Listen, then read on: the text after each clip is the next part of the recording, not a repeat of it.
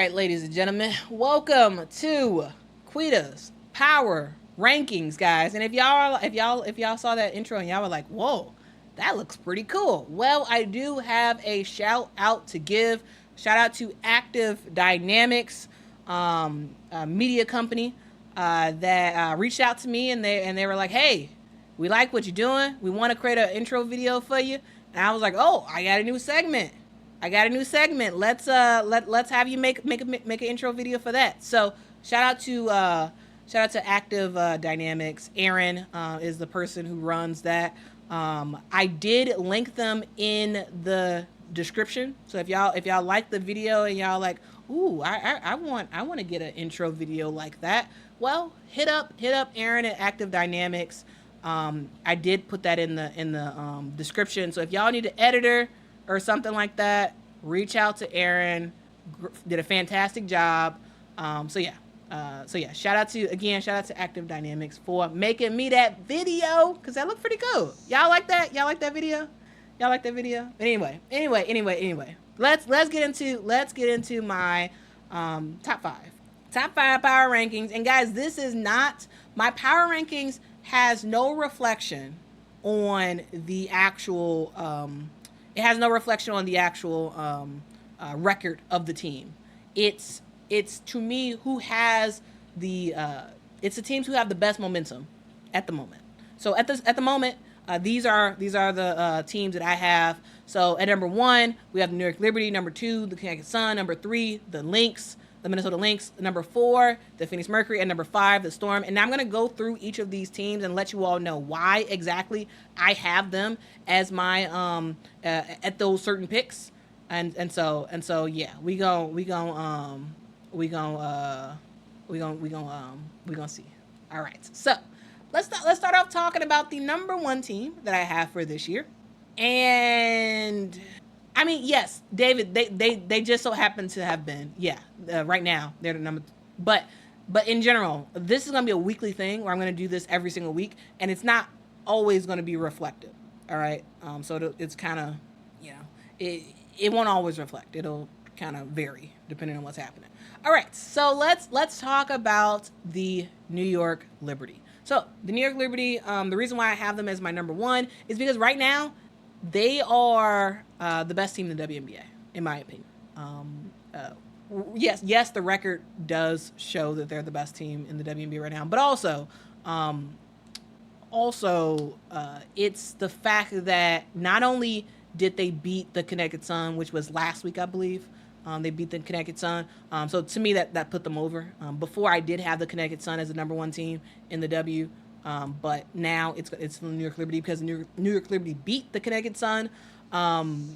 And we saw them play one game. We saw them play against the Aces, and the way that they handled that game against the Aces, to me, it just again solidified the fact that they are the best team in the W. They have the best offensive rating in the W. They, in terms of their net rating, they're number 1. When it comes to their field goal percentage, they're number 2 in the W. This team has so many top-notch players. You have a Brianna Stewart on your team who can go off and give you, 28 close 30 points if she wanted to, and if she felt like it. You have a player like a Jonquil Jones who can go off and give you the same type of thing. You have a player like a Sabrina Ionescu she's a streaky player, and when she goes off for a lot of points. And so you have that as your 3-point assassin type of player. You have a player like a Benijah Laney Hamilton, I got to make a video one day about Benijah Laney Hamilton, because she is one of the toughest players to have guard you. She is a player who not only can play some really, really good defense on you, she is also one of the best players at sort of, I would say, how do I word this? It's sort of strategic exaggeration. That's how I'm gonna say that. strategic exaggeration. She is one of the best best players in the W at that, where she can make she can kind of get refs to call certain stuff that they normally wouldn't call because it's Benijah. She is like really really good, and also not only can Benijah play some defense, but also she can score as well. And then you have a player like a Sloot, which Sloot is out right now. So you have a player like a Kayla Thornton, who Kayla Thornton can come in. She can be a starter. She can not be a liability. And when she's a starter, she's playing kind of like a 3 kind of role. And she's not a liability. She can shoot. She can sort of hang out on the 3-point line and get an open 3-point shot and whatnot. And there's something to be said. I'm gonna say this. There's something to be said about a role player who knows her role to a T and can execute it like that. And that's Kayla Thornton. Like she doesn't do anything like I would say spectacular, but she also doesn't do anything that makes you be like, oh, take her out the game. You know what I'm saying? Like she stays in her bag, and she does it well. And especially with a team that's missing their number one, especially with the team that's missing their number one point guard, having a player like a Kayla Thornton come in and make some noise is a good thing to happen. Even though she doesn't make noise in terms of like scoring points, though she can score points, she doesn't really score points that much. But not only do you have a good starting lineup, but you also have 2 players who I think are going to be the absolute keys for the New York Liberty going forward. That's Dojkic and that's Fibic. 2 players who, honestly, I didn't really know about at all until this year. Both have played overseas in Europe. And this year I'm getting a good look at them, and I'm like, oh, they're good players. They're good players. They're not like Maureen Johannes, but they can be a huge asset for this New York Liberty team. And it just increases the depth that this team has. Now, what they don't have, I would say, is, I don't think they really do have the post depth. I don't really think they do. But as of right now, it's not hurting them. So until it starts to hurt them, they are my number 1 team in the WNBA so far. So, number 1, New York Liberty. Number 2 is the Connecticut Sun. Now, the reason why, again, guys, I said it earlier, the Connecticut Sun was my number 1 team until they lost to the New York Liberty. And so, it's kind of hard for them to, so that's why. That's why I got them to where they are.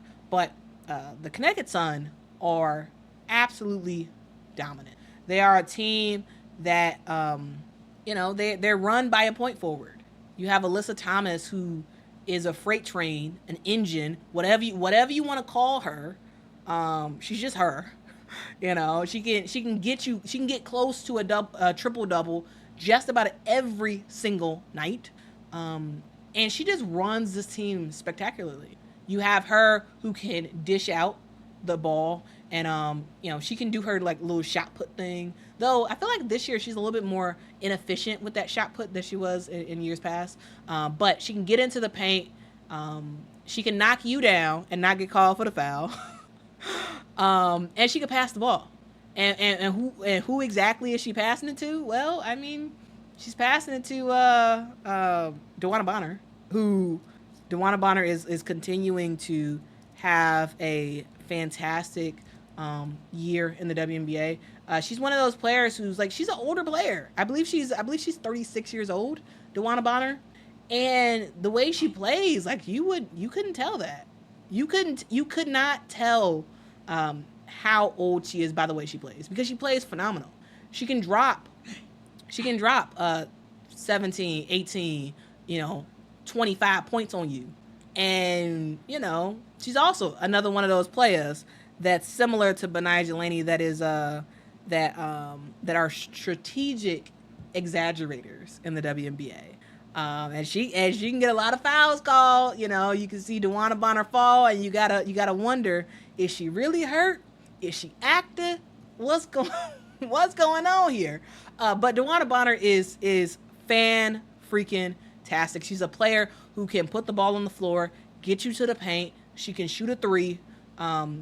She is just all around a very, very tough player to go up against. Guys, if you all could do me a huge favor and hit that like button, that would be absolutely fan-freaking-tastic if you can do that. It really does help the channel out a whole lot when you hit that like button. Also, guys, if y'all have not subscribed to the channel, please make sure to subscribe. I make content all about women's basketball. I do deep dives like this. It's a good time, so I hope y'all subscribe to the channel. We are on our road to 20,000 subscribers. Guys, road to 20,000 subscribers. And, guys, while we are here, just a little commercial break, I would say. And we're going to get back into the commentary about the power rankings. While we are here, guys, I do want to ask you all to please support my merch store. I have a store called quitalovesports.com where you can buy your official Awesome People of the Internet merch. It's a great time. It's a great time to get some merch. It's a great time to show off the fact that you are an awesome person of the internet and you love yourself some women's basketball. So if y'all are interested in that, I dropped the link in the chat. So please make sure to go over to my store, qlsapparel.com, and pick up something really awesome. It's summertime, so y'all be wearing excuse me. So y'all gonna be wearing t-shirts anyway. So I'm just saying. So yeah, hit that like button, hit that subscribe button, and get some merch while you're at it. Okay. All right. So continuing on talking about the Connecticut Sun. for the Connecticut Sun, it really is about the big three. You have Alyssa Thomas that I kind of talked about, the point forward who can kind of do everything. You have a player like while we in that commercial, CAC says, thank you so much for that comment, CAC. CAC says, you won't regret getting a shirt. It's so comfortable. Woo, woo, woo, woo. I'm so happy you love the shirt. Guys, I use quality material for the shirt. It's a Bella canvas shirt, which if y'all know anything about shirts, it's a better quality shirt for Bella canvas. It's not a gilded shirt, it's a Bella canvas, so it's good quality. I'm wearing one of the shirts right now. But yeah, so yeah, get some merch, guys. Get some merch. Let's see. Ren says, so glad I found your channel. Well, I'm happy you found the channel too. Thank you so much for rocking out with me, Ren. All right, so for the Connecticut Sun, they have a big three, right? You have Alyssa Thomas, you have DeWanna Bonner, and you have Brianna Jones, which Brianna Jones, to me, is the most crucial player on this team. The reason why I say that is because last year, Brianna Jones got hurt, and I do believe that was a huge reason as to why we didn't see the Connecticut Sun in the championship game, because Brianna Jones provided that sort of depth in the post, someone who can be a really good defender, someone who can get points on the board, and someone who allows DeWanna Bonner to kind of be a guard per se. That's what Brianna Jones brings to this team. She can score some points too. Like it's not like it's just for the benefit of DeWanna Bonner, but Brianna Jones, she's averaging around 13 points a game.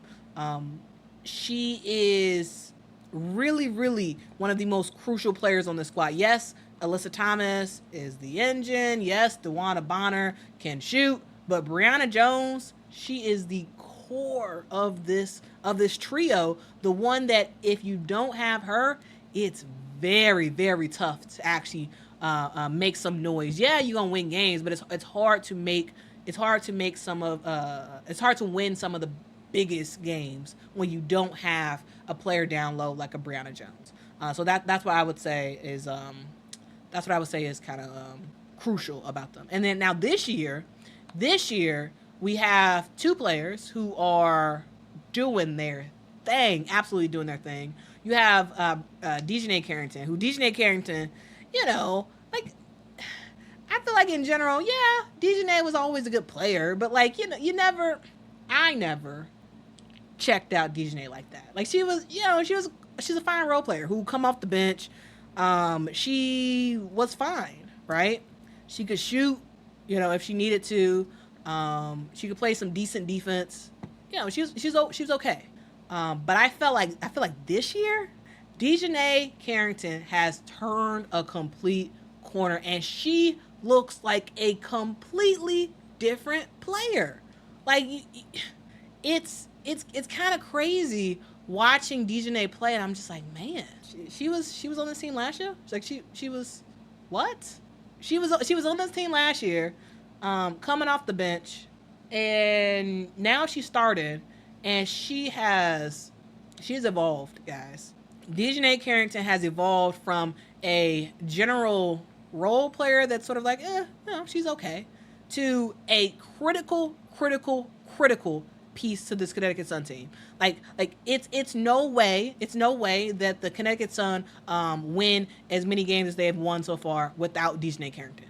She has been flat out phenomenal, and it's not just about her scoring. Yes, her scoring is up.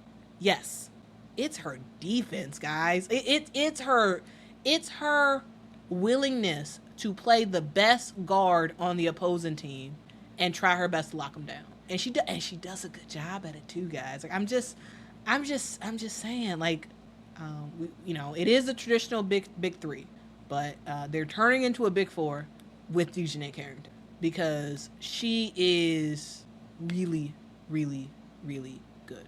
And it's kind of like tough to like really think about it because I'm just like, man, like she just, what she did in the off season, her workouts, the leagues that she was in, she got to do it again because she looks great this year. She really does. She looks great. And it feels like she feels comfortable in her role, comfortable with this team, and comfortable with the players that she's playing against. Because playing with Alyssa Thomas and Dewana Bonner, that could be pretty intimidating. That could be pretty intimidating. But Dejanay is like, she's taken this on. I think her mentality is different this year. Her confidence is different this year. And her skills is different this year. So we've seen everything go up. Her offense go up. Her defense go up. Her minutes dramatically went up. And she is a key player for this team going forward. And so, yes, that is absolutely why, one of the reasons why I have this team in my as a top two team is because, yes, it's the big three, but now it's the big four because you got Dejanay Carrington. And Dejanay, she's been playing her butt off. She really has. And I don't know. I slept on her last year. I did. Not no more. Not no more. I mean, because last year she wasn't nowhere near as good. She wasn't nowhere near as good. But this year she's looking good. She is absolutely looking good. And another player who I think is extremely critical to the greatness of this team is is Ty Harris. Ty Harris is one of the best three-point shooters in the WNBA. Last year, she was the best three-point shooter in the WNBA. She's kind of, her three-point average is not as good as it was last year, but she is a three-point threat that you can't leave Ty Harris open. You can't. If you do, she's going to start scoring on you. Like, you can't leave her open. I feel like overall, she is, again, another player who has a different mentality. Another player who has a lot more comfortability playing with the Connecticut Sun. And Ty Harris she's doing her thing. She is a starter for this team. She's a player who needs to be on the court a good amount of time because you can't pass up that threat. You cannot pass up that threat that she has. And I feel like she's in the right she's on the right team at the right time.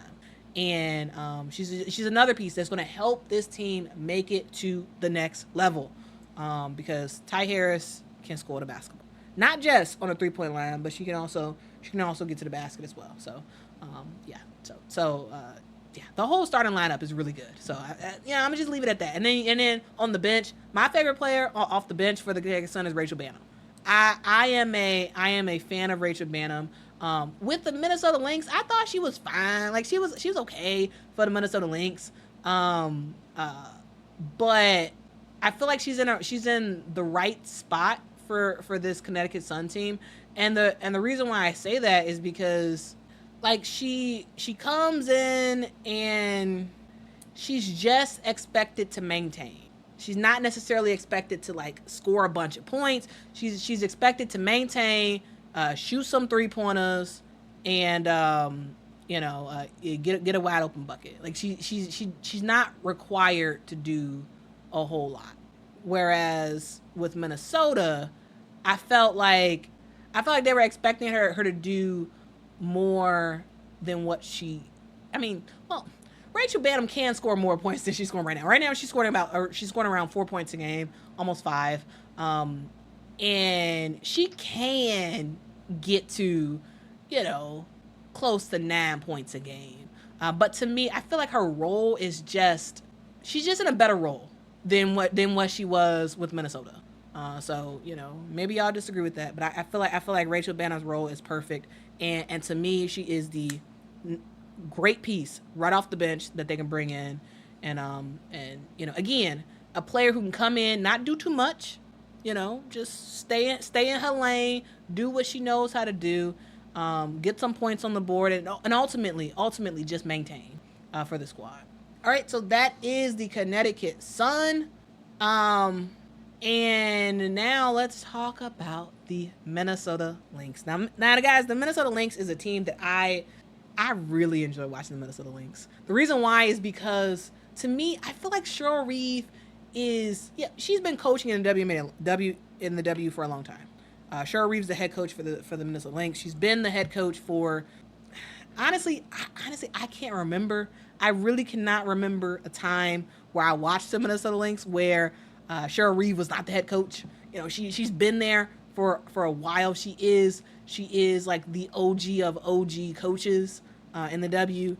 And when I think about the Minnesota Lynx, this year especially, I think about how this team has reinvented themselves from last year, and how Cheryl Reeve has took a team that I thought, had some good players, they were all right. They were an all right team that had an MVP player on their team, which is Nafisa Collier, who is, again, playing elite basketball.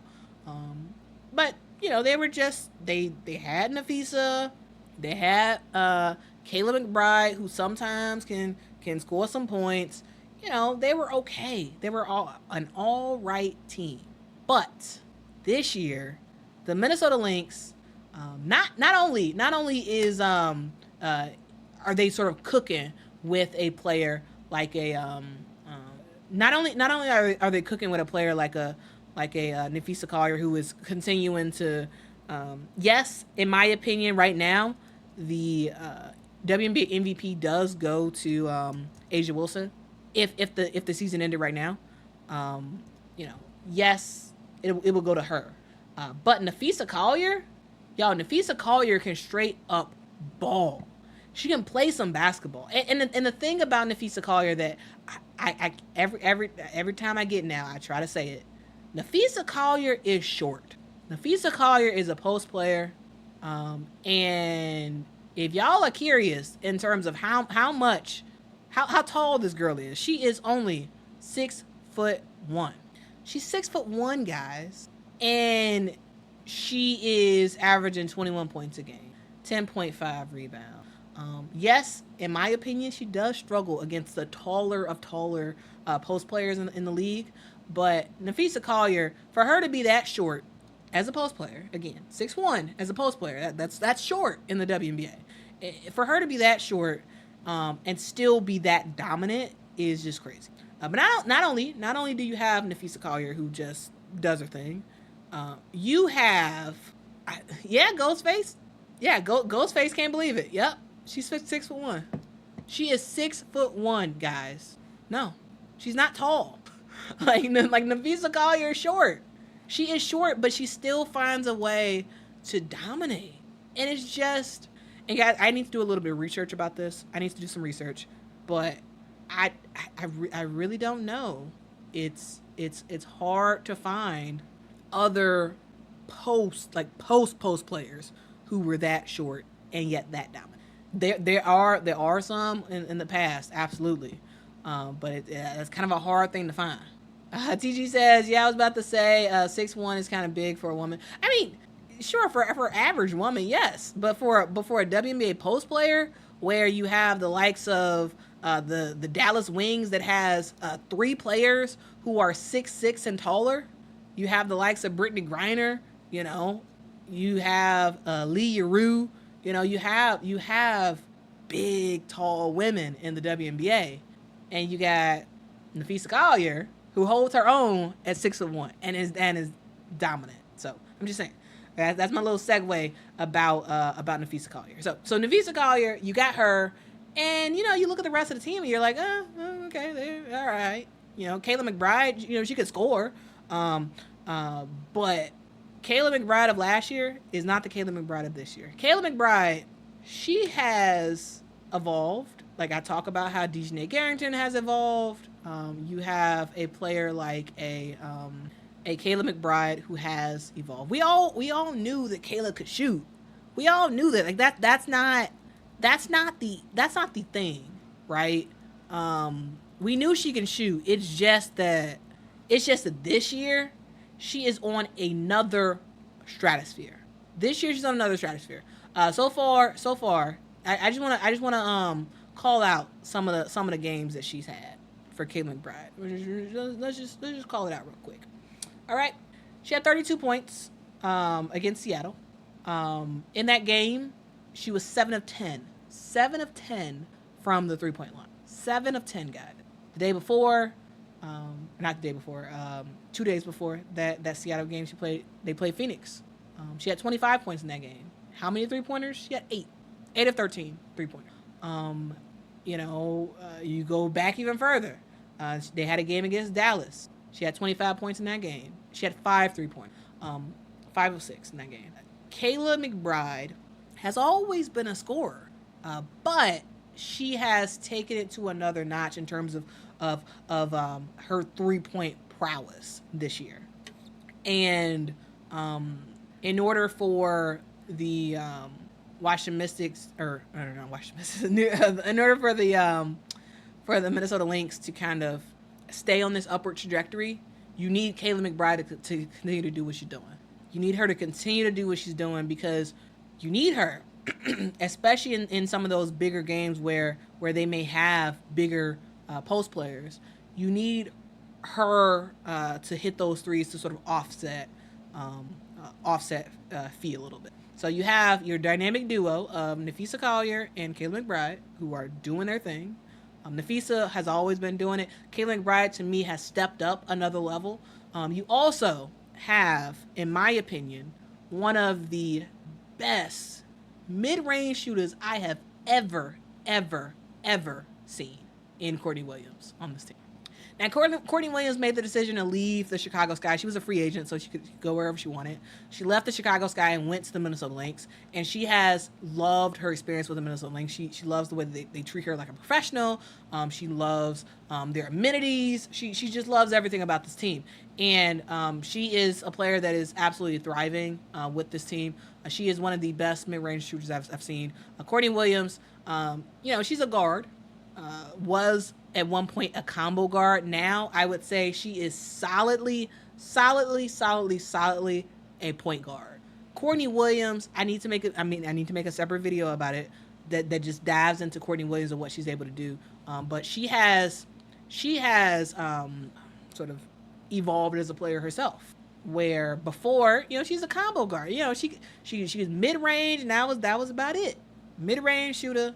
But now, it started last year when she got hoisted into the role of PG1 for the Chicago Sky, and it took a little bit, but she thrived. And now this year we're seeing her just thrive as a point guard who can pass the ball to her teammates, find her teammates open, and still be able to look for her own shot.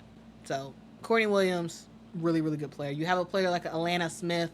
Alana Smith also played with the Chicago Sky. Now she's with the Minnesota Lynx. Two players from the Chicago Sky who are now, you know, living their best life with Minnesota. I'm just saying.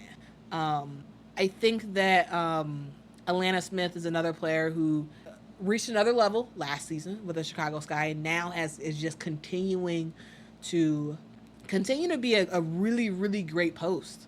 Because not only can Alana shoot, she can shoot 3-pointers, she can shoot in the paint, and she is a great sort of connection with her and Nafisa Collier.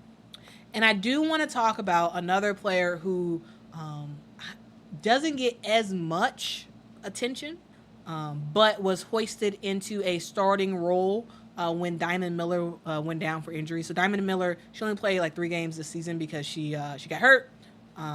And Bridget Carleton has stepped up, and is having a fantastic year for the Minnesota Lynx. Now, again, guys, when I talk about this, Minnesota Lynx team, it's a lot of evolving happening. I feel like in terms of coaching, we're seeing different schemes from Shura Reeve and but we're also seeing players get a whole lot better. And so that's I'm just saying that's something that yeah, I don't know, guys. That's something that I really like about Bridget Carleton. So she has been a very good player for this team to just sort of be there and sort of thrive in the midst of, like Diamond Miller was, a lottery pick for the Minnesota Lynx. They were trying to build around Fee and build around her, her meaning Diamond Miller. And now Bridget Carleton is in the mix. She's doing her thing. And it's good to see. It really is good to see. But guys, I do have something to share about Bridget Carleton. Guys, I'm looking at the Minnesota Lynx social, and we got Sylvia Fowles in the building tonight. Fun to segue. We got Sylvia Fowles in the building tonight. One thing to note, guys, is that Bridget Carleton is injured right now. So she's not playing today right now. The Lynx are actually playing right now against the Dallas Wings. But yeah, so she's not playing right now in today's game, but she is a fantastic player that y'all need to absolutely positively watch out for. All right, continuing on. The Minnesota Lynx are great. They're a great team. They have a great coach, and they rock it out. The only thing is, though, I worry about the bench for this team. It's fine right now, but you already have Diamond out. And again, I don't know exactly how long Bridget Carleton is going to be out. She's out today, but that's the thing I worry about is if both Diamond and Bridget Carleton are out for this team, that's a huge loss. That is a huge loss. And there's something that got to be worked out for sure. All right, next up, let's talk about the Phoenix Mercury. So I have Phoenix Mercury at number 4. Yes, I have them at number 4, even though they just beat the Seattle Storm. I have them at number 4 because they beat the Seattle Storm. Again, the reason why I have the Liberty over the Sun is because Liberty beat the Connecticut Sun, and it's going to take a little bit for me to think that the Connecticut Sun are sort of better than the New York Liberty. So the Storm is a better team in my opinion, but right now I have the Phoenix Mercury over them because they beat them. And 2, because again, you have I talked about it earlier, so I'm not gonna belabor the point. But you have Kalia Copper, who is just lights out, MVP season. She's doing her thing. You have Brittany Griner, who's finally back, and making some stuff happen for this team. You have Diana Taurasi, who's being the leader that she is, and not necessarily doing too much because she doesn't need to on offense. And then on defense, she's actually playing some defense. You have Natasha Cloud, who is one of the best point guards in the WNBA. Her ability to facilitate, her ability to score when she needs to. It's good to see. It really is just good to see. Anyway, the Phoenix Mercury, they're a good squad. I kind of talked about them earlier, so I'm not actually going to talk much about them in this one because I already talked about them. They're good. Revisit the conversation I had earlier with when I was talking about that Mercury Storm game to go into detail about like why exactly they're that good. Going on to the Seattle Storm, they're number 5. The reason why I have them at number 5 is because they're great. They're a great squad. Again, I kind of talked about them a lot earlier.